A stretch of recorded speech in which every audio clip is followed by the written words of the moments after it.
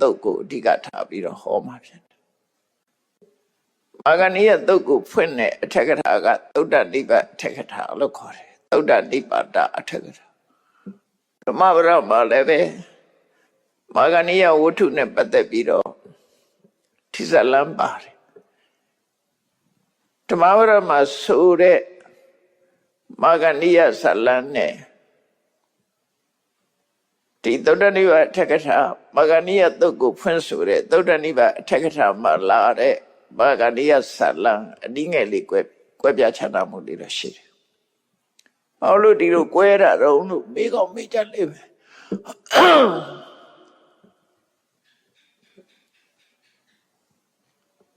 ပိဋကစာပေကိုမှတ်တမ်းတင်တဲ့အခါမှာတရားသားကိုသာဥစားပေးပြီးတော့မှတ်တမ်းတင်တာဖြစ်တော့ကြောင့်ရှက်ဆွဲတို့အကြောင်းအရာတို့ကတော့အစင်းစင်းပြောလာကြတဲ့စကားဖြစ်တယ်။ဒါကြောင့်မလို့အကြောင်းအရာတွေကြတော့နည်းနည်းကွဲလွဲမှုတွေရှိတယ်ပေါ့။ရှေးခေတ်ကလည်းပြီးတော့ oral tradition နှုတ်တဲ့ဆောင်တဲ့ခေတ်စာအုပ်ထဲမှာရေးထားတာမဟုတ်တော့မကျိန်ဘူးပေါ့။တစင်စကားတစင်နာပြောသွားကြတာဆိုအချိန်ကြာပြင်းတဲ့အခါမှာလွယ်မှားမှုလေးတွေတိမ်ဆောင်မှုလေးတွေတော့ရှိလာတယ်။စာနဲ့ရေးထားတာလို့တော့မငြိမ်တတ်ဘူးပေါ့။တော့ပါဠိရာဇဝင်ဆိုတာမျိုးတို့ပေါ့နော်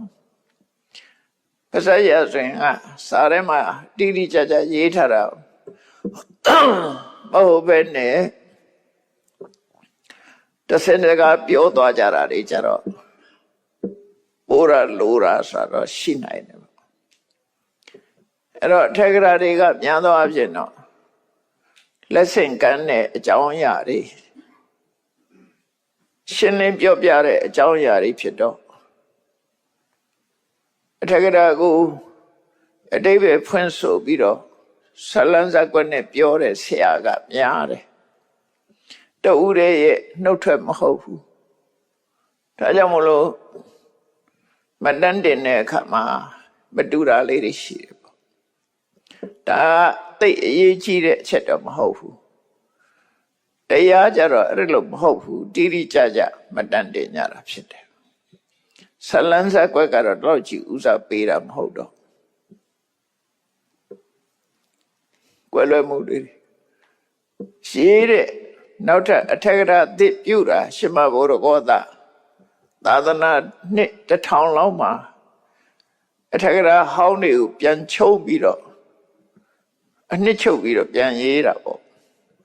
စကားတွေထပ်တလဲလဲလာတဲ့ထပ်တလဲလဲလာနေတဲ့အကြောင်းအရာတွေကိုပြန်ချုံတဲ့အခါမှာနိကေကွဲပြားနေသည့်အတွက်ကြောင့်ရှင်းလင်းပြောကြတဲ့ဇလံဇကွက်တွေကလည်းနည်းနည်းပါးပါးကွဲပြားမှုဒီအတန်တွေကိုစလုံးဖြစ်ပြောင်းပြီးတော့ရေးထားတာဆိုတည်ငြိမ်သွားပြီပေါ့ရေးထားတာအမှန်နဲ့ပေါ့တော့ဘေဟာပဲဖြစ်ဖြစ်ဒုက္ခနဲ့သူသွားတာဆိုတာကိုသဘောပေါက်ဖို့လိုတယ်ပေါ့အဲ့ဒါကိုမစင်စားဘဲနဲ့ခုခေတ်အမြင်နဲ့သွားပြီးဝေဖန်လို့မရဘူးဒါဝေဖန်ခြင်းလို့ရှိရင်ကြောင်းကျိုးစီလျော်တဲ့ဝေဖန်မှုမျိုးမဖြစ်လာနိုင်ဘူးပေါ့အခြေခံကိုကြည့်ထားရမယ်ပေါ့နော်ထိုခေတ်ကအဲ့လိုကွယ်လွဲမှုလေးတွေရှိတော့ရှမဘုရကောသအထက်ကရာအသစ်ချုံတဲ့အခါမှာသူအရှိတိုင်းမပြင်းမဲ့ရေးတဲ့အခါသူတူတဲ့ရေးတဲ့အထက်ကရာဖြစ်လင့်ကစားဟိုနားမှာနည်းနည်းဇလံလေးကွယ်ပြမှုဒီနားမှာလည်းဇလံကွယ်ပြမှုရှိတယ်အဲ့တော့မပြောနဲ့ခဏမန္တလေးအကြောင်းကိုပြောပါဆိုရင်တယောက်တစ်မျိုးပြောကြအောင်ပါပဲလေသိဝေးသေးတာမှမဟုတ်တာသိမဝေးသေးတာတော့မှကွက်ပြချနာမှုတွေဖြစ်သေးတာပဲဟိုအလုံးဝေးတဲ့ပကံရဆိုရင်ပကံရဆိုရင်ဒုဋ္ဌံပြောဆိုတာတောင်ပြောနေချာတယ်ဘာလို့ညင်းစရာတွေကြီးဖြစ်လာတယ်လို့ဖြစ်လာအဲ့တော့ဘုရားတရားတော်မှာတော့အဲ့လိုကြီးတော့မရှိဘူးဇလန်းနေမှာတော့နည်းနည်းပါးပါးရှိတယ်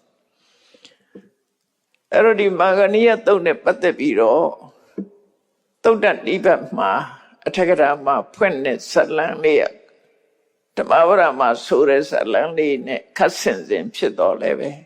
လုံးဝတိတိကျကျကြီးအတူမဟုတ်ဘူးဒါကြောင့်မို့ဓမ္မဝရမှာဒီလိုဆိုတယ်ဓမ္မဝရနဲ့မတူဘူးလို့မထင်နဲ့တခြားစီအဲ့တော့ဒီဇာတ်လမ်းလေးကပိုစိတ်ဝင်စားစရာကောင်းတယ်ပေါ့နော်စိတ်ဝင်စားစရာကောင်းတယ်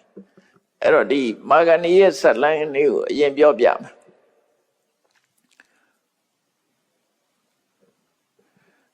မာခန္တီမိသားစုကကုရုတိုင်ကမ္မတဓမ္မဆိုတဲ့ဏိကုံကမိသားစုဖြစ်တယ်ကမ္မတဓမ္မဏိကုံရွာကြီးမှာနေကြတဲ့မိသားစုဖြစ်တယ်ကုရုတိုင်ဆိုသာဝတိကနေကျင်တော့ခုခေတ်မြေပုံနဲ့ကြည့်မယ်ဆိုရင်တော့ကမ္မတဓမ္မကဘယ်နှမှရှိတော့လို့ဆိုထေလီနယူးဒေလီမြို့သားရှိတယ်လို့ပြောတယ်နော်နယူးဒေလီမြို့ဒါတော့အိန္ဒိယမြေပုံကြည့်လိုက်သာဝတိကလည်းပဲဒီကပိလဝနဲ့သိမလန်းနဲ့အိန္ဒိယမြောက်ပိုင်းမှာရှိတယ်ပေါ့ရှေ့နောက်များဖြစ်မလားတော့မသိဘူးမြေပုံကြည့်မှသိမယ်တိတ်တော့ဝေးကြီးမဟုတ်တောင်ပိုင်းမဟုတ်ဘူးမြောက်ပိုင်းချင်းတော့တူတယ်မြတ်စွာဘုရားကသာဝတိမြို့မှာတရင်သုံးနေတာစေရွန်ကျောင်းမှာတရင်သုံးတာအဲ့တော့စေရွန်ကျောင်းဆောက်ပြီးပြီလို့အတိတ်ပဲရတယ်ပေါ့နော်သာဝတိမြို့စေရွန်ကျောင်းမှာတရင်သုံးတယ်မြတ်စွာဘုရားရဲ့နေ့စဉ်လုပ်ငန်းပုံမှန်လုပ်တဲ့လုပ်ငန်းကထိုင်တေဘောပေါ့မြတ်စွာဘုရားသူ့လုပ်ငန်းလုပ်တာအချိန်စရာနဲ့လုပ်တာအချိန်စရာနဲ့လုပ်တာဖြစ်တယ်မနေ့ပိုင်းဒီဆွမ်းစားပြီးလုပ်တဲ့အလုပ်ကတစ်ခုဆွမ်းစားပြီးနောက်လုပ်တဲ့လုပ်ငန်းကတစ်ခုညမှာပထမယံမှာလုပ်တဲ့လောက်ကတစ်ခုပစ္စည်းမယံမှာလုပ်တဲ့လောက်ကတစ်ခုပစ္စည်းမယံမှာလုပ်တဲ့လောက်ကတစ်ခုလို့နေ့မှာနှစ်ကြိမ်ဆွမ်းမစားပြီးရှေ့ပိုင်းဆွမ်းစားပြီးနောက်ပိုင်းနေ့ကနှစ်ကြိမ်ညမှာက3ကြိမ်အဲ့ဒါကိုဗုဒ္ဓဂိစ္စ5ပါးလို့ခေါ်တယ်အဲ့ဒီစီကံတိုင်းမြတ်စွာဘုရားဒေသင်လုပ်ငန်းတွေရှိတယ်အားရလို့မရှိဘူးဘုရားမှာအဲ့ဒါမှအလုပ်လုပ်ရတယ်အဲ့ဒီမှာ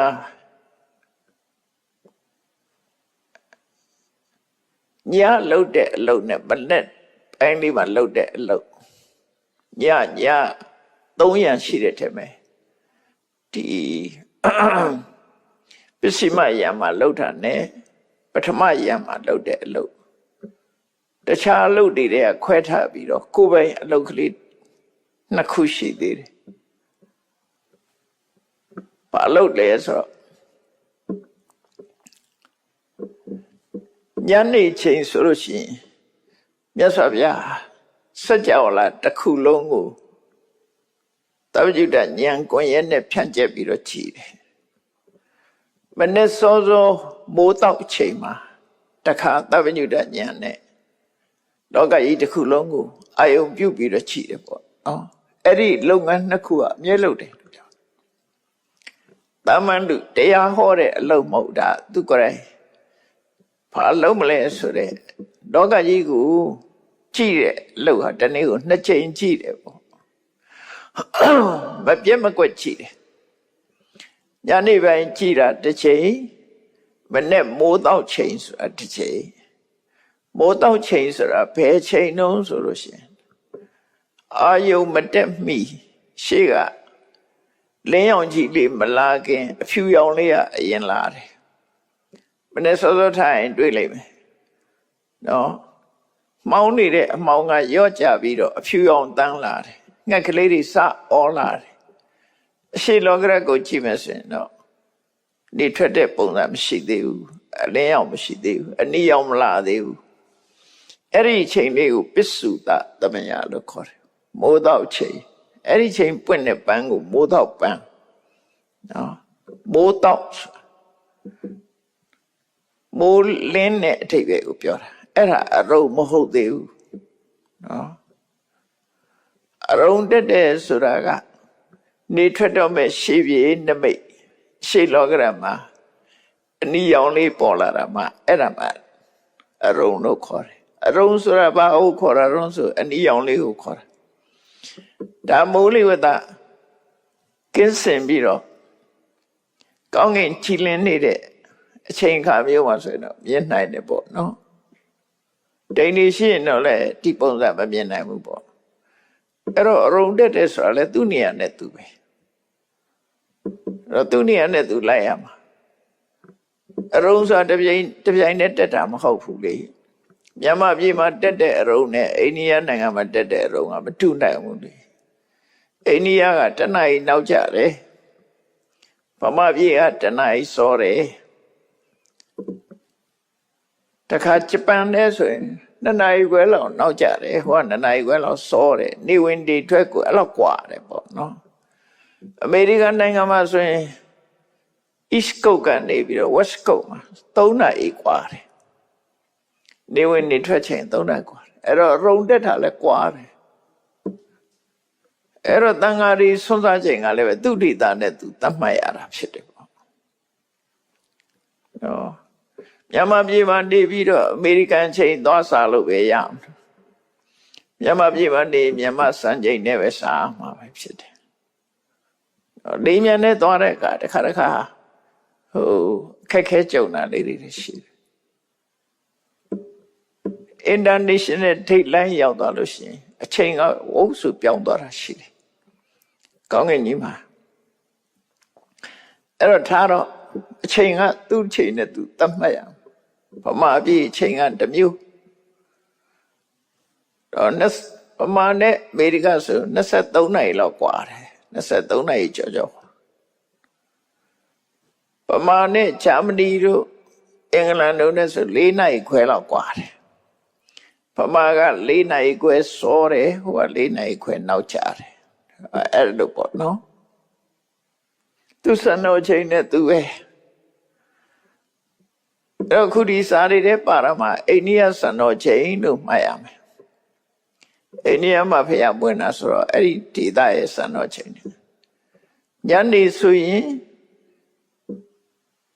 ပထမရံမှာမြတ်စွာဘုရားကျောင်းထဲမှာတပါးနဲ့ထိုင်ရင်ကနေပြီးတော့စัจ java လာကြီးလောကကြီးတစ်ခုလုံးကိုအာယုံပြုကြည့်တယ်အဲ့လိုအာယုံပြုကြည့်တဲ့အခါမှာခြိပုံခြိနည်းတစ်ခုกว่าတယ်ညနေပိုင်းမှာခြိတဲ့အခါကျတော့ခန္ဓာကိုယ်ရီတိုက်ကိုယ်သတင်းသုံးနဲ့မြတ်စွာဘုရားသတင်းသုံးနဲ့နေရခန္ဓာကိုယ်ရီတိုက်ပါဆိုရင်ခန္ဓာကိုယ်ရီတိုက်ပေါ့စေတော်ကျောင်းထဲမှာနေမိမိနေထိုင်တဲ့ကျောင်းကနေစပြီးတော့တဖြည်းဖြည်းအဝေးဘက်ကိုခြိသွားတယ်အနည်းကနေစားတယ်လို့ဆိုပါစို့မြတ်စွာဘုရားကိုယ်တိုင်သတင်းသုံးနေတဲ့ကျောင်းကနေစပြီးတော့စေတော်ကျောင်းထဲမှာဘာဖြစ်နေတယ်လဲဆိုကြည့်မယ်အဲ့ဒီကနေချဲ့သွားလိုက်တာစัจ java လာတိုင်းထိရောက်သွားစัจ java လာတစ်ခုလုံးကိုသဗ္ဗညုတဉာဏ်ကွန်ရက်နဲ့စပြီးတော့ကြည့်တယ်ညနေပိုင်းကြည့်ရင်သတင်းသုံးတော်မူတဲ့ကျောင်းကနေပြီးတော့အပြင်ကိုချဲ့ပြီးတော့ကြည်သွားတယ်မနေ့စောစောမိုးတောက်ချိန်မှာခြိတယ်ဆိုလို့ရှိရင်တော့ဟိုးစัจ java လာအဝေးကိုအရင်ခြိပြီးတော့မှအဝေးကနေပြီးတော့အနီးကိုဆွဲလာလိုက်တာသတင်းသုံးတဲ့နေရာဌာနအထိခြိတယ်အနီးကစခြိတာနဲ့အဝေးကစခြိတာဒီလိုနှစ်ခုกว่าတယ်လို့ပဲမှတ်ညနေကြည့်ရင်အနီးကစခြိတယ်အဝေးထိအနီးမှအဝေးသို့ကြည့်တယ်မိုးတော့ချိန်မှကြည့်တယ်ဆိုရင်အဝေးကနေပြီးတော့အနီးကိုဆွဲယူပြီးတော့ကြည့်တယ်တော့ဒီနေ့နှစ်ချိန်မြတ်စွာဘုရားဟာလောကကြီးကိုကြည့်တယ်ဘာအတွက်ကြည့်တာတော့လို့ဆိုရင်ထူးခြားတဲ့အဖြစ်ပြက်ရှိပြီးဘယ်ပုဂ္ဂိုလ်ဟာကျွတ်တန်းဝင်ဖို့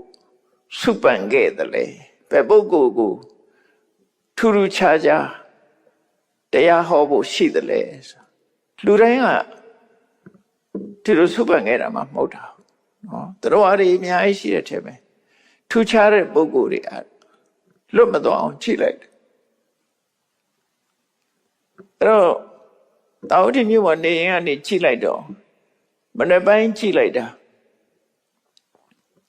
စကြဝဠာတိုင်းကနေစကြည့်လိုက်တော့စေရွန်ကျောင်းမရောက်ခင်ဘာသာတွေ့တော့ဆိုကုရုတိုင်းကကမ္မတဓမ္မဒီကုန်းမှာနေတယ်မာဂန္တိမိသားစုသွားတွေ့တယ်ညနေမှာပေါ်လာတယ်ဒီကြည့်တယ်ဆိုအသိဉာဏ်နဲ့မှပေါ်လာတော့ကျွတ်ထိုက်တဲ့ပုဂ္ဂိုလ်မှာပေါ်တာမကျွတ်ထိုက်တဲ့ပုဂ္ဂိုလ်မပေါ်ဘူးအဲ့တော့ပေါ်လာတဲ့လူကတော့ကံကောင်းတဲ့လူပဲကံကောင်းတဲ့လူပဲပေါ်တယ်ကံမကောင်းတဲ့လူမပေါ်ဘူးမြတ်စွာဘုရားဉာဏ်တော်ထဲမှာအဲ့လိုပေါ်လာတယ်ငါဖမ်းတဲ့လူပေါ်မြတ်စွာဘုရားရဲ့သဗ္ဗညုတဉာဏ်ကွန်ရက်ကြီးဖြတ်ကျင်လိုက်တဲ့အခါမှာအဲ့ဒီ network ကွန်ရက်ကြီးထဲမှာရောက်လာကျွတ်ထိုက်တဲ့ပုဂ္ဂိုလ်တရားဟောရမယ့်ပုဂ္ဂိုလ်အဲ့ဆက်ရောက်လာအဲ့ဒီနေ့ကြည့်လိုက်တဲ့အခါမှာမနေ့မိုးလင်းမိုးတော့ချိန်လေးမှာကြည့်လိုက်တော့မာဂန္ဒီမိသားစုကိုသွားတွေ့တယ်တွေ့လိုက်တဲ့အခါကျဘာထူးလဲလို့ဆက်ကြည့်တော့အဖေမာဂန္ဒီနဲ့အမေမာဂန္ဒီကချွတ်တန်းဝင်မဲ့ပုဂ္ဂိုလ်တွေဖြစ်တယ်သူတို့ဟာထီပွားမှာပဲယာနာဖြစ်နိုင်တဲ့အရေးချင်းရှိတဲ့ပုဂ္ဂိုလ်တွေကိုတွေ့တယ်သမီးကမပါဘူးအဲ့ထက်မှာနော်မိသားစုထဲမှာအဲ့ဒီအမေနဲ့အဖေကချွတ်တန်းဝင်အဲ့ဒါနဲ့မြတ်စွာဘုရားတိချင်းဆိုလိုတာတိချင်းပဲကြည့်ပြီးတာနဲ့အရုံမတက်ခင်ကြည့်ပြီးတာနဲ့တပြိုင်နက်စိတ်တခမနလို့ခေါ်တယ်စိတ်နဲ့သွားတယ်ဒီကိုယ်နဲ့သွားတာနှမျိုးရှိတယ်ကာယခမနကိုယ်နဲ့သွားတာကောင်းငင်ကနေပြန်ပြီးတော့ဖြည်းဖြည်းသွားတာစိတ်တခမနဆိုတာစိတ်နဲ့စေတော်ကြောင့်နဲ့ဝုက္ခနဲ့ပျောက်သွားပြီးတော့အဲ့ဒီကမ္မတ္တမဏိကုံရွာရဲ့တောအုပ်ထဲမှာမြတ်စွာဘုရားရောက်သွားတယ်ချက်ချင်းရောက်သွားတာအကြာကြီးသွားနေရတာမဟုတ်စိတ်ကနေပြီးတော့ညှို့လိုက်တာနဲ့ဟိုရောက်သွားစေတော်ကြောင့်မှာပျောက်သွားပြီဖះပဲရောက်သွားတယ်ကမ္မတ္တမဏိကုံကတောအုပ်ထဲရောက်သွားအဲ့ဒီချိန်မှာမာဂန္ဒီပုံနာကြီးကလည်းမာဂန္ဒီယာဆိုတဲ့ပုံနာကြီးကမနေ့အိယာထားတဲ့အခါမှာမျက်နှာတစ်ဖို့ရွှာပြင်ထွက်လာတယ်အဲ့ဒါခဏခေတ်ထီအောင်အဲ့နေရာမှာရှိရတော့တော်တော်ထူးဆန်းတယ်ဗမာပြည်ကလူတွေကတော့တွေးကောင်းတွေးနေဘာလို့မျက်နှာတစ်တာအိမ်ပြင်ထွက်တဲ့ရမှာတော့အိန္ဒိယဗုဒ္ဓဂယာရောက်ဖူးတဲ့လူတွေတော့သဘောပေါက်လိမ့်မယ်မနေ့စောစောဆိုရင်ခြေအိုးလေးတွေရေကွက်ကလေးတွေရေကရားလေးတွေကင်ပြီးတော့တော်တော်များများလူတွေကအပြင်ထွက်ကြတာလေအပြင်ထွက်တာလည်းအလုံးနှစ်ခုရှိတယ်မျက်နှာသိမယ်နောက်ဖေးသွားမယ်ဒါအိန္ဒိယနိုင်ငံထုံးစံဖြစ်ဒါဟိုဗုဒ္ဓဂယာသွားတဲ့လူတွေကမိုင်းဘုံတက်နေမိပါဆိုလို့သတိထားရတယ်အပြင်ထွက်တယ်သူတို့ကအပြင်မှာခြုံတောင်ကွယ်စရာမရှိဘူးအပြင်ထွက်ထိုင်တာအိမ်မှာ toilet တွေပါတယ်မရှိဘူးခုတော့ရှိလာပြီဒီမှာတဖြည်းဖြည်းတော့ဒါအိန္ဒိယယဉ်ကျေးမှုကအဲ့လိုပဲအိမ်ထဲမှာမထားဘူးအပြင်မှာသွားတာမနေ့ဆိုလို့ရှိရင်ထွက်လာကြပြီခွက်ကလေးတွေယောက်ျားမိန်းမပြင်မဲ့မှာငုတ်တုတ်တွေရွယ်သူလည်းငုတ်တုတ်ကိုလည်းငုတ်တုတ်ဆိုတော့သူမှမရှက်ဘူးလေအဲ့ဒီငုတ်တုတ်တွေကအိုးလေးတွေနဲ့ဟိုတယ်တော့ချီကရားလေးတွေနဲ့ချီခွက်တွေနဲ့ထွက်လာကြတာမျက်နှာတစ်မယ်ဆေးကြောမယ်အဲ့ဒါအပြင်မှာလှုပ်တာအဲ့ဒါမှဒီမာဂန္ဒီဇလန်းကိုသဘောပေါက်မှာလေခုခေတ်တဲ့အတိုင်းပဲအဲ့တော့မြတ်စွာဘုရားကစိတ်တကမ္မနာနဲ့ချက်ချင်းကြီးအဲ့ဒီကမ္မတ္တမဒီခုံးရွာအနီးမှာရှိတဲ့တောအုပ်ကြီးတွေရောက်သွားတာအဲ့ဒီမှာသစ်ပင်အောင်မှာရှောင်းကြီးတော်တွေလွတ်ပြီးတော့မြတ်စွာဘုရားရဲ့အသားရောင်ကလည်းပဲရွှေရောင်ကိုအဝါရောင်ရွှေရောင်ရှိတယ်အဲ့တော့မြတ်စွာဘုရားအဲ့ဒီမှာ ခန္ဓာကိုယ်ကထွက်တဲ့ရောင်ခြည်တွေနဲ့သစ်ပင်အောင်မှာထိုင်နေတာဘုံနာကြီးလည်းမနဲ့မျက်နှာသစ်ဖို့နောက်ဖေးသွားဖို့ဆိုပြီးတော့ရှေးကအားနဲ့ထွက်လာခဲ့တာ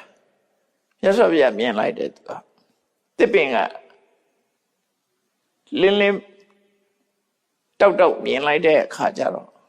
သစ်ပင်အောင်မှာရဟန်းတစ်ပါးထိုင်နေတယ်သူ့အသားရောင်ကလည်းရွှေရောင်ဖြစ်နေတယ်ခန္ဓာကိုယ်လည်းရွှေရောင်တောင်းတယ်သူကအဲ့ဒါရှားနေတာသူ့ရဲ့သမီးကလည်းပဲအယောင်အဆင်းကအဲ့လိုရွှေရောင်တောင်းနေတာသူ့ဝဏရွှေဆင်းရှိတယ်တဲ့သူသမီးအဲ့တော့သူသမီးရဲ့အရွယ်ရောက်လာတဲ့အခါကျတော့မင်းဆိုးရာစာတွေကကမ်းလှမ်းကြတယ်ကမ်းလှမ်းကြတော့သူကဘယ်သူမှမပေးဘူးဘယ်သူနဲ့မှသဘောမတူပဲနဲ့သူ့ရဲ့ဆုံးဖြတ်ချက်ကဘာလို့ဆိုငါသမီးနဲ့အသားရောင်ချင်းအဆင်းရောင်ချင်းအသားသွေးရောင်ချင်းတူတဲ့ရွှေဆင်းရှိတဲ့သမဏပုဂ္ဂိုလ်တူကိုလှူမယ်လို့သူကစိတ်ကူးထားတာအဲ့ပုဂ္ဂိုလ်ကလည်းမတွေ့ဘူးတော့နဲ့အခုကံအားလျော်ဆိုမနဲ့အေးရထားပြီးတော့တော်တဲ့လမ်းမှာသွားတွေ့တာနဲ့ချက်ချင်းအိမ်ပြန်သွားတယ်အိမ်ပြန်သွားပြီးအိမ်ကမာဂန္ဒီယာဆိုတဲ့သူ့ရဲ့အမျိုးသမီးကြီးနဲ့သမီးတို့ကိုဖိလိမ်ပြင်ဆင်မြန်လောက်ခိုင်းနေပေါ့သူသမီးနဲ့တင့်တော်တဲ့ပုဂ္ဂိုလ်သူတွေ့ခဲ့ပြီရဟန်းတစ်ပါးတွေ့ခဲ့ပြီသူလိုပဲအသားရောင်ချင်းတူတယ်ပေါ့ရွှေဝါရောင်ဆင်းရှိတယ်ပေါ့ငါရှားနာကြပြီဆိုပြီးတော့အဲ့ဒါလို့သူအိမ်ပြန်သွားပြီးတော့ပြင်ဆင်နေတဲ့အချိန်မှာဆွမ်းခံချိန်ကြတော့မြတ်စွာဘုရားကဆွမ်းခံကြွသွားတယ်သို့တော့ဘာချန်ထားတော့ဘာရှိတုံးဆိုရင်မြတ်စွာဘုရားထိုင်တဲ့မြက်ခင်းလေးရှိတယ်မြတ်စွာဘုရားထိုင်တဲ့မြက်ခင်းပြီးတော့သူသွားတဲ့လမ်းလျှောက်တဲ့နေရာမှာခြေရာအဲ့ဒါတွေကဓမ္မပဒထဲမှာမပါဘူးခြေရာချတယ်လို့တော့ပါတယ်အဲ့ဒီမှာမြက်အခင်းလေးနဲ့ခြေရာလေးပဲခြံထားပြီးတော့မြို့ရဲဆွမ်းကကြွသွားတယ်မာဂဏိယပုံနာကြီးကလည်းအရေးတကြီးလင်းလင်းမြန်လှုပ်ခိုင်းပြီးတော့မိသားစု3ယောက်ထွက်လာခဲ့ကြတယ်သူတွေးခဲ့တဲ့တောအုပ်ဘက်ကိုထွက်လာကြတယ်နော်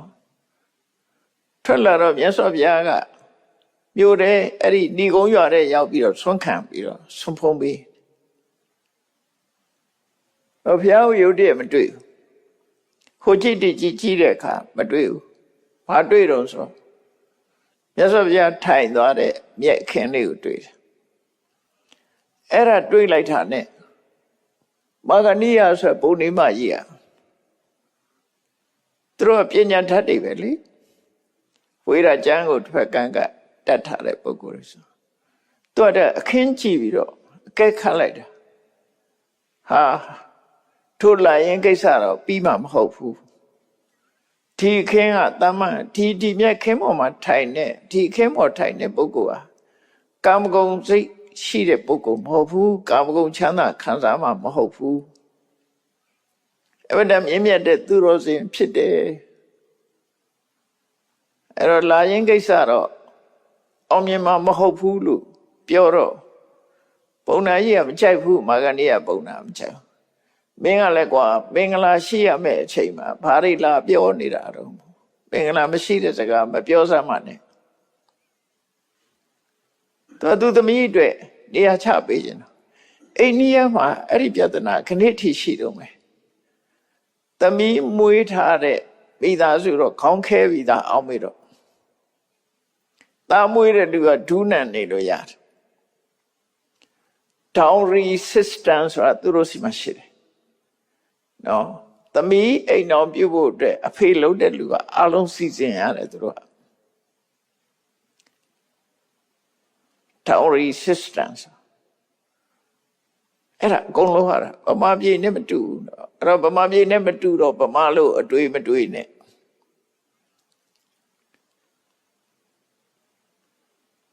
သမီးရှင်ဘက်ကအကုန်လုံးအကုန်ခံပြီးတော့လုပ်ရတယ်သူကုန်ပေးရတယ်အဲ့တော့ဒီဘုံသားကြီးကလည်း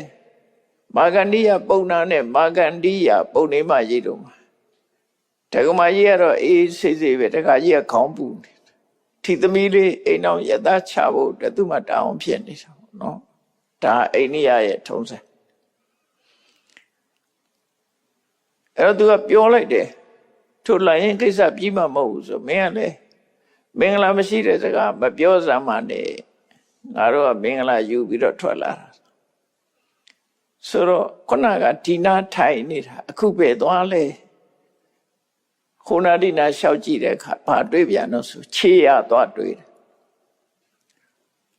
ခြေရသွားတွေ့တော့မာဂန္ဒီယပုံနေမကြီးပြောပြန်တယ်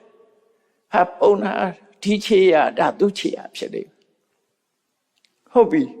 သူခြေရကြည့်ပြီးတော့လာရင်ကိစ္စတော့တေချာပေါက်ပဲဘာမှမဖြစ်နိုင်ဘူးဘာမှမဖြစ်နိုင်ဘူးဒီပုဂ္ဂိုလ်ဟာတကယ်ကိုသူတော်စင်သူတော်မြတ်ရဲ့ခြေရဖြစ်တယ်ခြေရကိုသူကခွဲပြီးတော့ပြောလိုက်သေးတယ်ခြေရကြည့်တာနဲ့လူကိုကက်ခတ်တဲ့နည်းရှိခြေရတရားမှာအလေသာကမထင်မဲနဲ့အဖျားနဲ့ဖနှောက်မဲ့ထင်ပြီးတော့အလေကခွက်နေတဲ့ခြေရမျိုးဆိုလို့ရှိရင်လောဘရှိတဲ့ပုဂ္ဂိုလ်ရဲ့ခြေရဖြစ်တယ်ပေါ့လောဘရှိတဲ့ပုဂ္ဂိုလ်ရဲ့ခြေရအလေကောင်ခွက်နေတယ်ဒေါသကြီးတဲ့ပုဂ္ဂိုလ်ရဲ့ခြေရကြတော့ထရွဆွဲထားတဲ့ပုံစံပါတယ်ခြေရမတတ်ရဘူးမောဟကြီးတဲ့ပုဂ္ဂိုလ်ကြတော့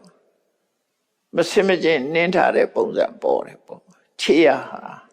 ခြေရကြည့်တာနဲ့သူကဒီလူကလောဘကြီးသလားဒီလူကဒေါသကြီးသလားဒီလူကမောဟကြီးသလားဆိုလောဘဒေါသမောဟရှိတဲ့ပုဂ္ဂိုလ်ခြေရနဲ့ဒီလိုသူတော်စင်သူတော်မြတ်ရဲ့ခြေရမတူဘူးအခုခြေရမျိုးကဖြင်းလဲညီးနေတယ်အမတမနင်းတာလည်းပဲတည်တည်ချာချာရေတကြီးနင်းသွားတဲ့ပုံစံလည်းမရှိဘူးအပြေးလွှတ်သွားတဲ့ပုံစံလည်းမရှိဘူးတည်ငြိမ်တဲ့ခြေရမျိုးဖြစ်နေတယ်အဲ့တော့ဒီပုဂ္ဂိုလ်ဟာတန်တရားဟောကလုကေမိသားတကယ်သူတော်စင်ရဲ့ခြေရဖြစ်တယ်လာရင်ကိစ္စမပြီးနိုင်ဘူးပေါ့ဆိုပုံနာရဲ့သဘောမကျဘူးပုံနာရဲ့သဘောမကျဘူးသူကတော့ဖြစ်ချင်တာပဲချိတယ်ပေါ့အဲ့ဒါလို့နှစ်ယောက်ပြောဆိုနေတဲ့အချိန်လေးမှာမြတ်စွာဘုရားဆွမ်းမစားပြီးတော်ရဲပြန်ရောက်လာတယ်အဲ့တပည့်အောင်ပြန်ကြွလာတယ်ပြန်ကြွလာတော့ပုံနဲ့ရဲ့ဟောလာပြီသူပဲဘုရားကြွလာပြီးတော့သူမြက်ခင်းလေးပေါ်မှာခါတိုင်းလိုပဲထိုင်တယ်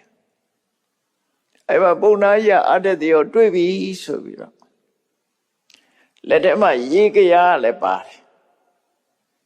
သမီးကိုခေါ်ပြီးတော့သမီးကိုလက်ဆွဲခေါ်ပြီးတော့မြတ်စွာဘုရားအနိနာကိုသွားပြီးတော့သမီးလက်ကို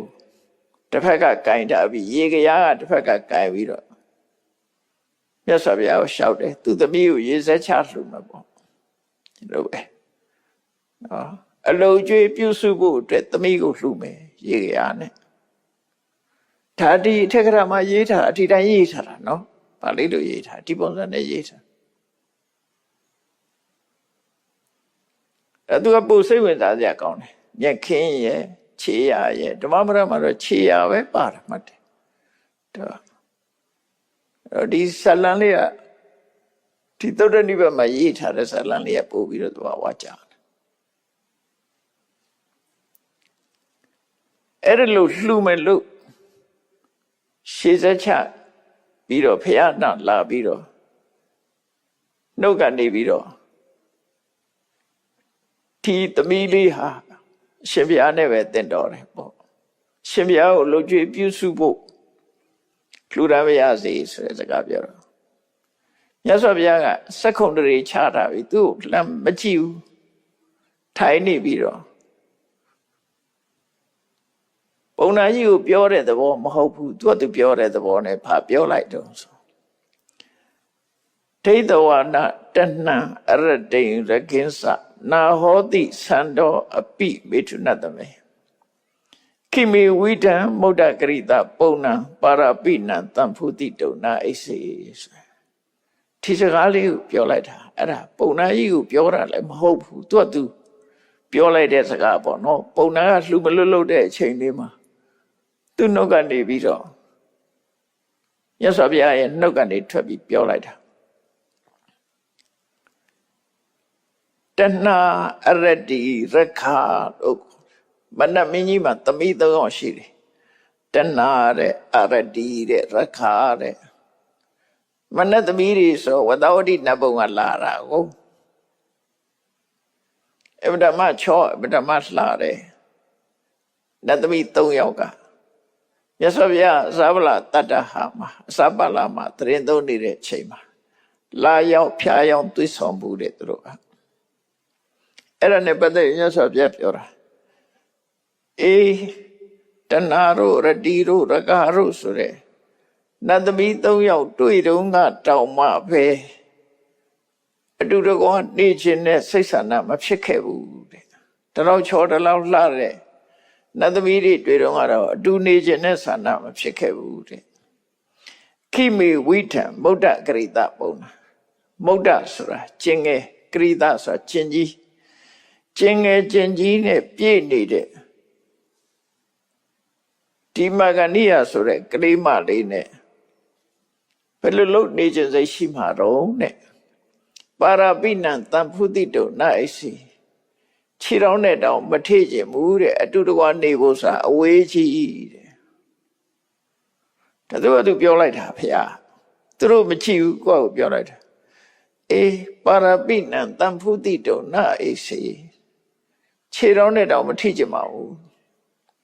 ပြောလိုက်တဲ့စကားမုဒ္ဒကရိတပုံနာကျင်ကြီးကျင်ငယ်နဲ့ပြည့်တယ်ဟောတသမီးတွေဆိုကျင်ကြီးကျင်ငယ်ရှိတာမှမဟုတ်တာအခုလို့လူသားဆိုတော့ကျင်ကြီးကျင်ငယ်တွေနဲ့ပြည့်နေတယ်ဒီမကနီသမီးကိုခြေနဲ့တောင်မှမထိကျင်ဘူးတဲ့အတူတကွနေဖို့ဆိုတာဘယ်လိုဖြစ်နိုင်မလဲအဲ့ဒီအဓိပ္ပာယ်နဲ့ပြောလိုက်တာနော်အဲ့ဒီမှာဓမ္မပဒမှာတော့ပြောထားတယ်ဒီမုဒ္ဒကရိတပုံနံဆိုတာမြတ်စွာဘုရားကတမင်ပြောလိုက်တာတဲ့ဒီစကားလုံးလေးကိုအကြောင်းပြုပြီးကျင်ငယ်ကျင်ကြီးနဲ့ပြည့်သောဆိုတဲ့စကားကိုအကြောင်းပြုပြီးတော့သမီးလို့တဲ့မဂဏိယသူ့ကိုမှုချိုမြစ်ချိုပြောရမလားလို့ဆိုပြီးတော့စိတ်ဆိုးပြီးဘုရားကိုရညှုပ်ဖွဲ့သွားတယ်သို့တော့ဒီစကားလုံးသုံးလိုက်တာတော့အဖေမဂန္ဒီနဲ့အမေမဂန္ဒီ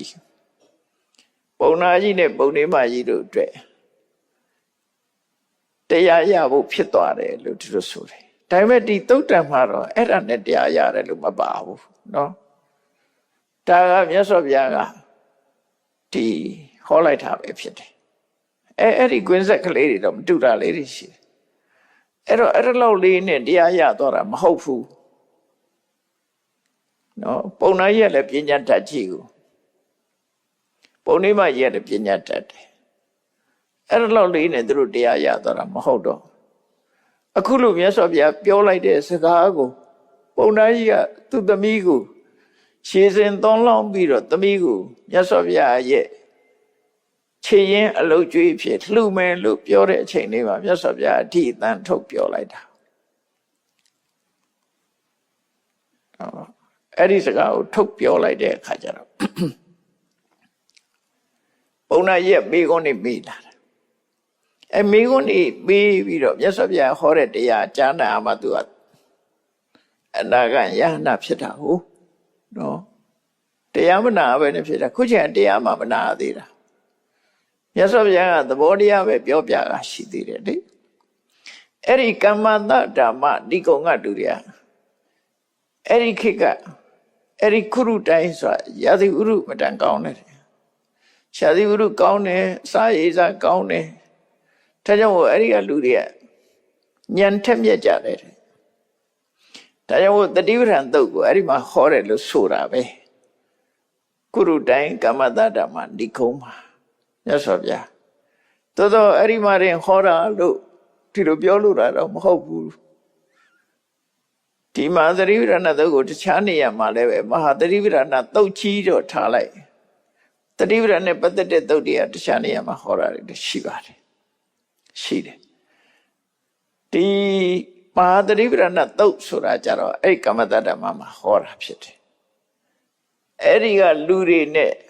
ဒီမှာတတိပဋ္ဌာန်ကျင့်စဉ်ကအမှန်တမ်းလိုက်လျောညီတွေလို့မြတ်စွာဘုရားအဲ့ဒီမှာဟောတာအဲ့ဒီလူတွေကညံ့ထက်တယ်စိတ်အေးနှလုံးအေးရှိကြတယ်ဒါကြောင့်မို့တတိနဲ့ဆင်ញင်သုံးသပ်ပြီးတော့တရားနှလုံးသွင်းနိုင်အောင်လို့တတိပဋ္ဌာနာတတိရဲ့အာယုံ၄မျိုးကိုခွဲခြားပြီးတော့မဟာတတိပဋ္ဌာနာသုတ်ကိုဟောခဲ့တာဖြစ်တယ်ဒါကြောင့်မို့ဒီကမ္မတဓမ္မမှာနေတဲ့လူတွေကဇာတိဥရုကောင်းလို့ညံ့ထက်ကြတယ်ဒါလည်းသဘာဝကြပါတယ်ဇာတိဥရုဆိုရတဲ့အရက်တွေမှာနေရတဲ့ပုဂ္ဂိုလ်ဇာတိဥရုတန်ခံနေရတဲ့အခါကျတော့စိတ်တက်ကချီလင်မှုမရှိဘူးနေစိတ်မကြည်လင်မှုစားတဲ့အစာအာဟာရတွေကလည်းအဖြစ်တဲ့နေတယ်တော့စိတ်တက်ကလည်းကြည်လင်တယ်ဇာတိဥရုကလည်းကောင်းတယ်ဆိုစိတ်ကြည်ပြီးတော့ကျမကြီးကလည်းကောင်းကြတယ်ပေါ့ကျမကြီးကောင်းတော့အသိဉာဏ်နဲ့ထက်မြက်တယ်ဒါသဘာဝပဲနော်ဒါဖြစ်နိုင်တယ်ဒါတွေကဆက်ဆက်နေတာလေဆက်ဆက်နေတာတော့အဲ့လိုမြတ်စွာဘုရားကငါဟာတဏှာရတိရကဆိုရဲမနတ်သမီးတွေမြင်ခဲ့တုန်းကတောင်မှအတူတကွနေလို့တဲ့စိတ်ဆန္ဒမဖြစ်ခဲ့ဘူးတဲ့အခုလိုကျင့်ငယ်ချင်းကြီးတွေနဲ့ပြည့်နေတယ်တည့်ရဲ့တဲ့သမီးနဲ့အတူနေဖို့ဆိုတာမဖြစ်နိုင်ဘူးပေါ့နော်ပါရပိဏံတံဖုတိတုနာဣစီခြေထောက်နဲ့တောင်မထိချင်ဘူးလို့ပြောလိုက်တာအဲ့လိုပြောလိုက်တဲ့အချိန်မှာမာဂဏိပုံနာကြီးကမေးကုန်မေးတော့တာထိချိန်ကြမှာမြတ်စွာဘုရားဘယ်လိုမေးကုန်မေးတော့ဆို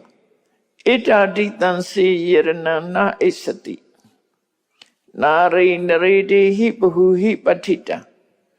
ဒိဋ္ဌိကတံသီလဝတံနုစီဝိတံပုပ္ပပတ္တိသဝတေတိကိရိတံသူတို့ခေတ်ကလူငယ်လူရွယ်တွေသမဏဘဝကျန်ဩကြတယ်ဗောလေသမဏဘဝပြောင်းရွှေ့သွားကြတယ်ဆိုတဲ့အခါမှာလူတွေရဲ့လောကမှာစကားတစ်ခုဖြစ်ခဲ့တယ်။ဘာဖြစ်တယ်ဆိုဒီကိုယ်တော်တွေလူငယ်လူရွယ်တွေဟာဘာဖြစ်လို့ဘုန်းကြီးဝကြတာလဲအမျိုးသမီးတွေရဲ့လောကထဲမှာပြောဆိုလေးရှိကြတယ်သူတို့ဟာနတ်ရဲ့ကာမဂုဏ်စီးစိမ်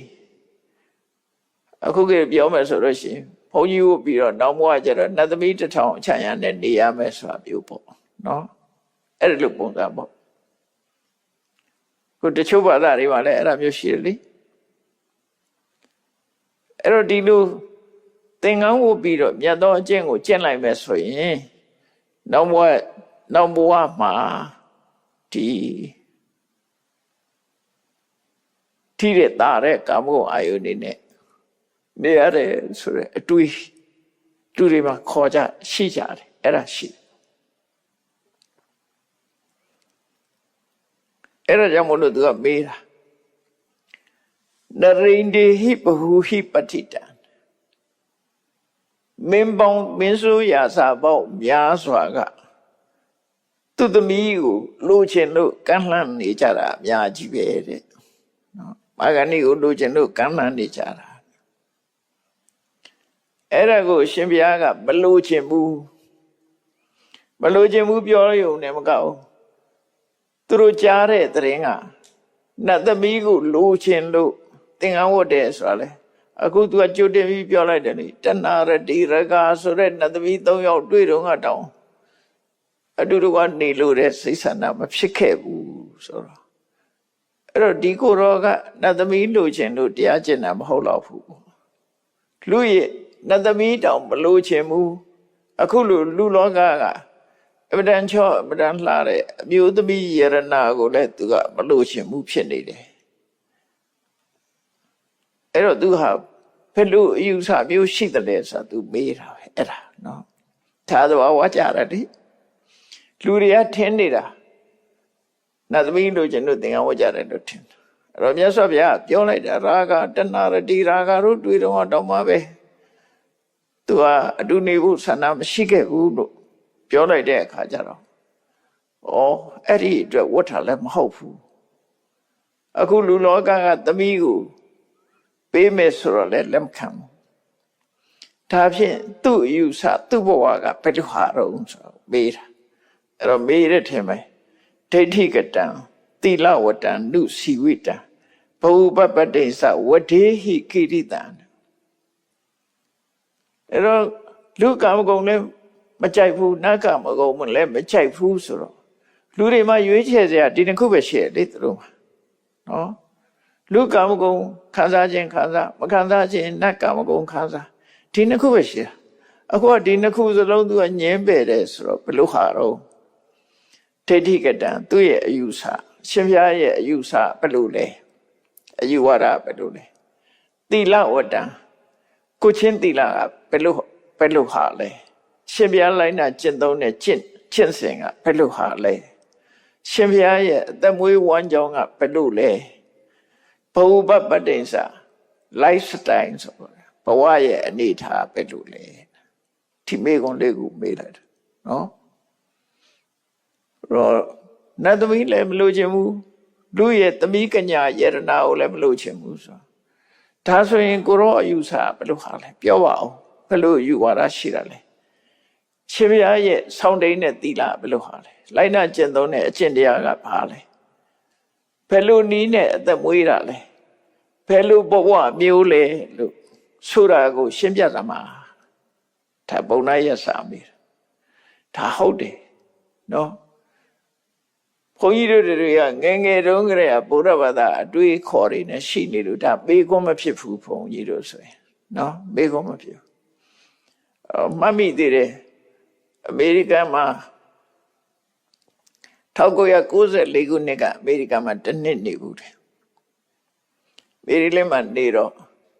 တကားတယောက်ကပီဇာဟတ်အလုပ်လုပ်တဲ့တကားတယောက်ကနေစွန်ကတ်မယ်ပီဇာကတ်မယ်ဆိုပြီးတော့ပင့်တော့အဲ့ဒီကိုသွားဘူးတယ်အဲ့သွားတော့ကအမေရိကန်ကအမျိုးသမီးချီတယောက်နဲ့တွေ့တယ်အမျိုးသမီးတယောက်နဲ့တွေ့တော့သူကလက်ဆွဲနှုတ်ဆက်ဖို့လက်ကမ်းတော့ဘုန်းကြီးတို့လှုပ်နိုင်ကြမဟုတ်တော့လက်ကိုကမ်းမပေးဘူးကမ်းမပေးတော့ရှင်းပြောရတာပေါ့လေဘုရားဘာသာဘုန်းကြီးတွေအဲ့လိုလက်ဆွဲနှုတ်ဆက်တာမရှိတဲ့အကြောင်း tradition မဟုတ်တဲ့အကြောင်းပြော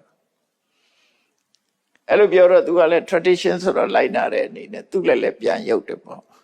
ပြန်ရုပ်ပြီးတော့ဘာမေးတော့ဆိုAre you married married အိမ်အောင်ရှိသလားလို့မေးတာဟာတို့ဘုန်းကြီးစာအိမ်အောင်မပြောရဘူးလို့ပြောတဲ့အခါကျသူကဘလို့မှတ်ချက်ချသွားတော့ hot date life ဘယ်လိုဘဝကြီးပါလိမ့်တယ်အဲ့သူတို့နားမလဲတဲ့သဘောပဲနော် hot date life အဲ့လိုပြောတာကိုမှတ်ပြီး hot date life အဲ့မှာသူကိုရှင်းပြရတယ်ပေါ့ဘုရားဘာသာဆိုတာအိမ်အောင်ယဟန်ဆိုတာအိမ်အောင်ပြောရတာမဟုတ်ဘူးဆိုဘယ်လိုဘဝကြီးပါလိမ့်အခုလဲဒီမာဂန်ကြီးကပြောတာသူသမီးလည်းမလို့ချင်ဘူးနတ်သမီးလည်းလို့ချင်တာမဟုတ်ဘူးဆိုတော့ဘယ်လိုဘဝကြီးတုံးလို့ကိုရောအယူဆအတွေ့ခေါ်ဘယ်လိုလဲနော်ကိုရောရဲ့ကိုချင်းတရားကဘယ်လိုလဲလိုက်နာကျင့်သုံးတဲ့အကျင့်ကဘယ်လိုဟာလဲအသက်မွေးတာကဘယ်လိုဟာသူနားလဲဖို့ခက်နေတယ်ဒါလူဆိုတာကတော့တစ်ခုပဲလုပ်တယ်လေနော်လူဘဝမှာတစ်ခုပဲလုပ်ဘဝပတ္တိစဝဒေတိခိရိတံဘယ်လို lifestyle နဲ့ကိုတော့ဘဝမှာဘယ်လိုနေတာလဲ hot date life ပဲဘယ်လိုဘဝကြီးတုံးလို့ပေးလိုက်တာပဲအဲ့ဒါကိုသူမိကွန်လေးကိုအပြည့်စုံဘာသာပြန်တဲ့အခါကျတော့ဘယင်ရှင်ဘယင်အများစုကလိုချင်ကြတဲ့ လောက်ချောမောလှပတဲ့အမျိုးသမီးယရနာကိုရောကအလိုမရှိဘူးပြောတယ်ဒါဆိုရင်အရှင်ဘုရားရဲ့အယူဝါဒကိုချင်းသီလနဲ့လိုက်နာကျင့်သုံးတဲ့အကျင့်အသက်မွေးဝမ်းကြောင်းဘဝမှာနေထိုင်တဲ့ lifestyle ကပါလေဟောဒါဒီမေကုန်းမေးလိုက်တာပဲเนาะဒါသူ့အတွက်တော်တော်ထူးဆန်းသွားတယ်ဘဝတစ်ခုဖြစ်နေတာတော်တော်ထူးဆန်းတယ်ဟုတ်တယ်တော့ကိုယ်တိုင်တောင်မှအပြောခံခဲ့ရတာဒါမှတ်မိနေတယ် what it like အဲ့သူနားမလည်နိုင်ဘူးကြာအဲ့တော့မြတ်စွာဘုရားကဖြေတယ်ဣဒံဝဋ္ဌာမိတိနတ်ဟောတိနတ္တတဟောတိဓမ္မေတုနေစေယသမုဂ္ဂဟိတံဆိုလိုတာကအဲ့ဒီခေတ်ကခေတ်စားနေတဲ့အယူဝါဒဟာ62မျိုးရှိတယ်လူလောကမှာခေတ်စားနေတဲ့အယူဝါဒ62မျိုးအဲ့တစ်မျိုးမျိုးဟာဘာသာတရား62မျိုးလို့ပြောကောင်းပြောအောင်ပဲပေါ့နော်ဘာသာအယူဝါဒပေါင်း62မျိုးအကျဉ်းချုပ်ပြောရင်တော့တတ္တအယူဝါဒနဲ့ဥစ္စေရအယူဝါဒအဲ့ဒီဘာသာအယူဝါဒစကူပေါ့အဲ့ဒါ62ခုရှိတယ်အဲ့ဖျားလက်ထက်ကအဲ့ဒါတွေပဲကိုးကွယ်ကြတယ်လေတတ္တဝါဒရှိတဲ့ပုဂ္ဂိုလ်ကိုးကွယ်တာရှိတယ်ဥစ္စေရတတ္တလည်းမျိုးစုံရှိတယ်ခုခေတ်လိုပြောရင်တော့ဖျားเจ้าတွေပေါ့နော်ဘာသာရေးเจ้าတွေဟာအဲ့ဒါ62ခုရှိတယ်အဲ့ဒီ62မျိုးတည်းကမြတ်စွာဘုရားကဓမ္မေတုနေစေယသမုဂ္ဂိတံခေတ်မှာဘာသာတရားလို့လူတွေဟာရှုံချချက်နဲ့ဆုံးဖြတ်ပြီးတော့ဆွဲကင်ထားပြီးဒါသာအမှန်လို့ပြောเสียငါမှမရှိဘူးတဲ့ဆိုလိုတာအဲ့ဒီဘာသာ62မျိုးကတစ်ခုနဲ့တစ်ခုမတူဘူးနော်တယောက်ကတတ္တတောလောကောလောကကြီးကမြဲတယ်လို့ပြောတယ်ဣဒမေဝသစ္ဆံမောကမညာမြဲတယ်ဆိုတာဒီဝါရသာအမှန်တရားကျန်တာတွေကမမှန်မှုအလကားနောက်တစ်ယောက်ကအတ္တတောလောကောလောကကြီးကမမြဲဘူးသာသာအမှန်တရားကျန်တာအလကားနဲ့အဲ့တော့ကိုယ်ဝါဒကိုယ်အယူဆဟောတာအမှန်လို့ထုတ်ဖော်ပြီးတော့တူနဲ့တူနဲ့တိုက်ဆိုင်မှုမရှိကြတဲ့ဘာသာဝါဒတွေအများကြီးပဲ62မျိုးရှိတယ်အဲ့ဒီ62မျိုးလုံးကိုမြတ်စွာဘုရားကဘယ်ဟာကိုမှလက်ခံတာမရှိဘူးအဲ့ဒီခေတ်မှာခေတ်စားနေတဲ့အယူဆ62မျိုးလုံးကိုတစ်မျိုးမှလက်မခံတစ်ခုမှလက်ခံပြီးတော့ဒါအမှန်ပဲလို့ပြောတာတစ်ခုမှမရှိမြတ်စွာဘုရားကိုမေးလိုက်လို့ရှိရင်နော်တရဝါစီသိပြီးရင်ဖြစ်သလားဆိုဒီလိုငါမပြောဘူးပဲဖြေတာအပြကတံငါမဖြေဘူးလို့ပဲပြောလိုက်တယ်ဒါဖြင့်အလုံး10ချက်ရှိတယ်နော်အဲ့ဒီ10ချက်နဲ့ပတ်သက်တဲ့မေခွန်းတွေကိုတစ်ခုမှမြတ်စွာဘုရားမဖြေတာ unanswered questions မြတ်စွာဘုရားမဖြေတဲ့မေခွန်း10ချက်ရှိတယ်အပြကတလို့ခေါ်တယ်အပြကတဆိုတာအဖြေမပေးတဲ့မေခွန်းထပနိယပြကရဏလို့ခေါ်တယ်ဖြေမပေးဘူးအဲ့ဒါဒီနဲ့မေးလို့ရှိရင်ဘုရားမဖြေတာဘာလို့မဖြေတာတုံးလို့သဘောကျအောင်ပြောပြမယ်ဆိုရင်မရှိတဲ့ဟာကိုကြိုင်မေးတာဖြစ်လို့မဖြေတာနော်မရှိတာကိုကြိုင်မေးတယ်ဆိုတာဘာတော့ဆိုပါစို့ကိုမပိုင်ဆိုင်တဲ့ကားမရှိဘူးဆိုတဲ့လူတယောက်ပေါ့အဲ့ဒီမရှိတဲ့ကားကိုပိုင်ပြီးတော့မင်းကားကအဖြူလားအဖြူရောင်လားအနက်ရောင်လားလို့ပေးမယ်ဆိုရင်ဘယ်လိုလုပ်ဖြစ်မရှိပါဘူးဆိုမှဘယ်လိုလုပ်ဖြစ်အခုလည်းမြတ်စွာဘုရားကတရဝါဆိုတာမရှိဘူးလို့ပြောထားတယ်မရှိဘူးလို့ပြောထားတဲ့အရာကိုဟောတိတတောဟောတိတထာဂတောပရံမရဏသေပြီးနောက်တတ္တဝါဟာဖြစ်သေးသလားဆိုဘုရားကတတ္တဝါမရှိပါဘူးလို့ပြောထားတာကိုတတ္တဝါသည်သေပြီးနောက်ဖြစ်သလားဆိုဘေကောဘယ်လိုလုပ်ဖြစ်တတ္တဝါရှိမှမရှိဖြစ်သလားဆိုဘေကောကလည်းဖြေလို့မရဘူးတ တရားဝါဒီသေပြီးနောက်မဖြစ်ဘူးဆိုတာလည်းဖြေလို့မရဘူးတရားဝါဒီသေပြီးနောက်တချို့ဖြစ်တချို့မဖြစ်ဘူးဆိုတဲ့ဝါဒလည်းဖြေလို့မရဘူးတရားဝါဒီသေပြီးနောက်ဖြစ်တာလည်းရှိတယ်မဖြစ်ဘူးသို့တော့လုံးဝမဖြစ်တာလည်းမဟုတ်ဘူးဆိုတဲ့မတင်မကြပြောတဲ့အယူဝါဒကိုလည်းမြတ်စွာဘုရားလက်ခံတာမဟုတ်အဲ့တော့မိစ္ဆာဝါဒဆိုတာအားလုံးဟာ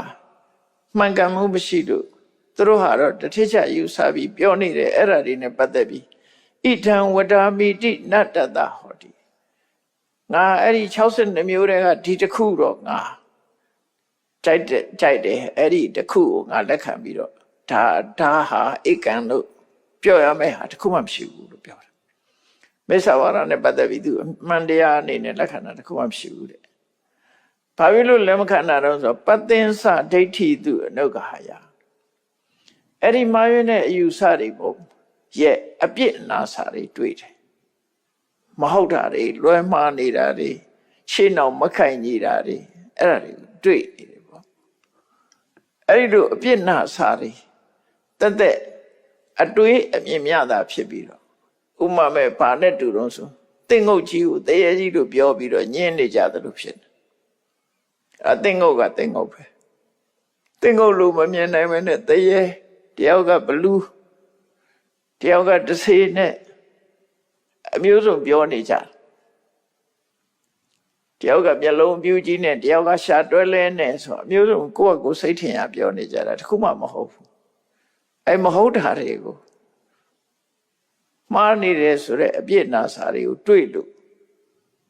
ငါဆိုတဲ့ဆွဲလန်းမှုတွေနဲ့မမှတ်ဘူးတဲ့အဲ့ဒါကြောင့်အစ္ဆဒတန်တိန်ပစိနံအထတံအဲ့ဒီမှားရွေးတဲ့အယူဆတွေကိုကျော်လွန်ပြီးတော့ငါဟာသစ္စာတရားကိုပဲငါသိတယ်အမြင်နဲ့တရားဝါလို့ငါမမြင်ဘူးတရားဝါရှိတယ်လို့ငါမမြင်ဘူးဒုက္ခသာရှိတယ်လို့ငါမြင်တယ်အဲ့ဒီဒုက္ခရဲ့အကြောင်းတရားရှိတယ်လို့ငါမြင်တယ်ဒုက္ခချုပ်ငြိမ်းရာရှိတယ်လို့ငါမြင်တယ်ဒုက္ခချုပ်ငြိမ်းရာချုပ်ငြိမ်းတဲ့အဆင့်သို့ရောက်ကြောင်းနီးလန်းကိုတော့ငါသိတယ်အဲ့တော့တရားဝါဆိုတာမရှိဘူးဒုက္ခသာရှိတယ်နော်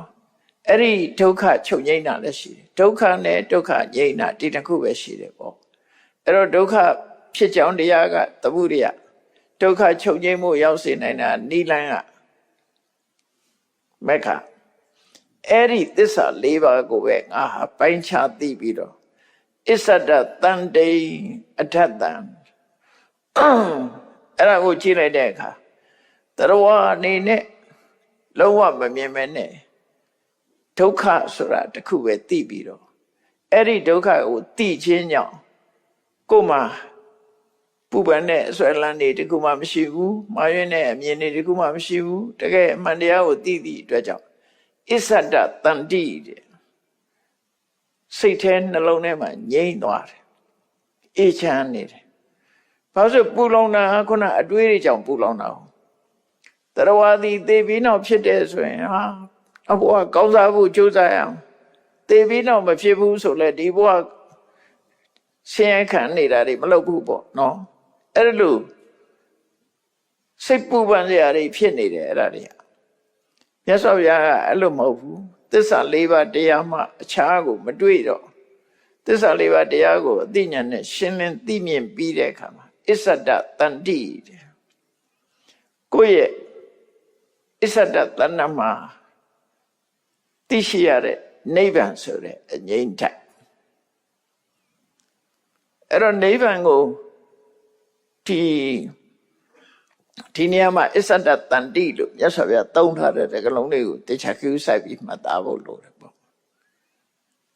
အစ္ဆဒတန်တိဆိုတာအတွင်းမှာငြိမ့်တယ်လို့ဆိုတာဒီပူကရောဘယ်မှာရှိတာလဲဆိုအစ္ဆဒမှာရှိတာပဲကိလေသာဘယ်မှာရှိတာအစ္ဆဒရှိတဲ့အပူတွေငြိမ့်သွားတော့ငြိမ့်တာဘယ်မှာငြိမ့်တော့ဆိုမိဘုံလေးတစ်ပုံဖိုးထားတယ်ဆိုလို့ရှိရင်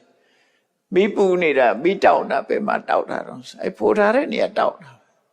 မိငြိမ့်သွားတဲ့အခါကျဘယ်နာငြိမ့်တာတော့ဆိုဒီနာပဲငြိမ့်တာပဲလေတခြားမှလိုက်ရှာစရာမှဖြစ်တာ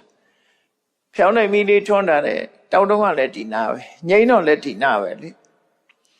ဒါကြောင့်မို့ကိလေသာဆိုတဲ့အပူတွေကဖြစ်တော့လည်းရင်ထဲမှာဖြစ်တာငိမ့်တော့လည်းရင်ထဲမှာပဲငိမ့်တာလေအဲ့ဒါကြောင့်မို့အစ္ဆဒတန္တိလို့သုံးတာအဲ့ဒါပါတော့နိဗ္ဗာန်ကိုရည်ညွှန်းတာပဲနော်အစ္ဆဒတန္တိအထသိအထတံငါဟာအစ္ဆဒတန္တိဆိုတဲ့အငြိမ့်တက်ကိုတွေးမြင်တာပြီဖြစ်တယ်တဲ့ထားကြောင့်မို့လို့ငါဟာအယူဝါဒတွေတော့မလိုက်ဘူးတာသူ့ဘဝရဲ့အစ္ဆဒတန္တိနဲ့နေတယ်ဆိုတာကိုမြတ်စွာဘုရားပြောတာနော်သစ္စာလေးပါးကိုမြင်ပြီးတော့အစ္ဆဒတန္တိနဲ့နေတယ်သူပြောလိုက်တဲ့ what a life ဘယ်လိုဘဝကြီးတုံးဆိုတာကိုပြောပြတာငါဟာအတွင်းမှာငြိမ့်နေတယ်ပေါ့ပူပင်တော့ကငါမှမရှိဘူးဘာမှမလိုအပ်တော့ဘူးလို့သူပြောလိုက်တဲ့စကားပဲအဲ့ဒီမှာထပ်ပြီးတော့မာဂဏီကနေပြီးတော့မိဂုံးနေမေးလိုက်မြတ်စွာဘုရားဖြေလိုက်နေထိသုဒ္ဓအဆုံးမှကြတော့မာဂဏီအဖေပုံနာနဲ့အမေမာဂဏီရတော့ကျွတ်တန်းဝင်သွားတယ်ဆိုတော့မௌဒ္ဒဂရိတပုံနာလေးနဲ့ကျွတ်တန်းဝင်တာမဟုတ်ဘူးဒီမိဂုံးနေမေးပြီးတော့တရားဓမ္မကိုသိရှိနာလေပြီးကျွတ်တန်းဝင်တယ်လို့ဒီလိုမှတ်ဒါကြောင့်ဒီကနေ့ကာထ3ပုဒ်မြတ်စွာဘုရားဟောတဲ့ကာထ3ပုဒ်ပဲပြပုံနာကြီးမေးတဲ့မိဂုံးတစ်ခုနဲ့မြတ်စွာဘုရားရဲ့အဖြေတစ်ခုပြီးသွားပြီဒါကြောင့်တရားချက်ခင်သူတော်စင်ပြိဿအပေါင်းတို့မာဂဏီယသုတ်ဟာပုံနာကြီးရဲ့သိကျင်တဲ့မိဂုံးအနေနဲ့မြတ်စွာဘုရားရဲ့ဘဝတရားဓမ္မတွေကိုစနစ်တကျရှင်းလင်းပြသတာဖြစ်သောကြောင့်မာဂဏီယသုတ်ကိုနာယူမှတ်သားကြပြီးမိမိတို့ကျင့်ကြံကြကိုအထောက်အမဲ့လမ်းစဉ်အမှန်ကိုသိရှိပြီးကြိုးစားအထောက်နိုင်ကြပါစေကုန်သတည်း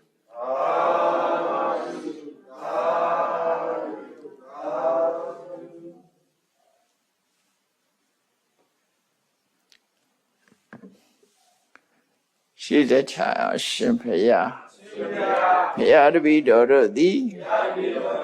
ဓမ္မအသိဉာဏ်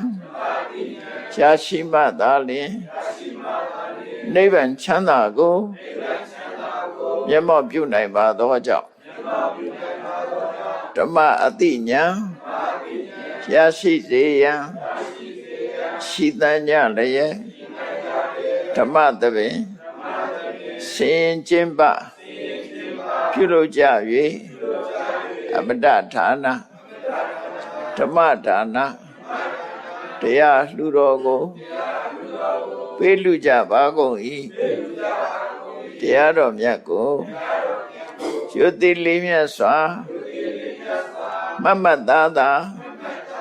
အာယုံထားလျက်နာကြားကြပါကုန်၏တရားတော်မြတ်ကိုတတ္တဗဝတ္ထုအစုစုတို့ဖြင့်ပူဇော်ကြပါကုန်၏ယနေ့ယခုအထုပ်ပြုလုပ်ကြရသောဤကောင်းမှုဤကုသိုလ်စုစုသည်နိဗ္ဗာန်ချမ်းသာ၏အကြောင်းထောက်ပံ့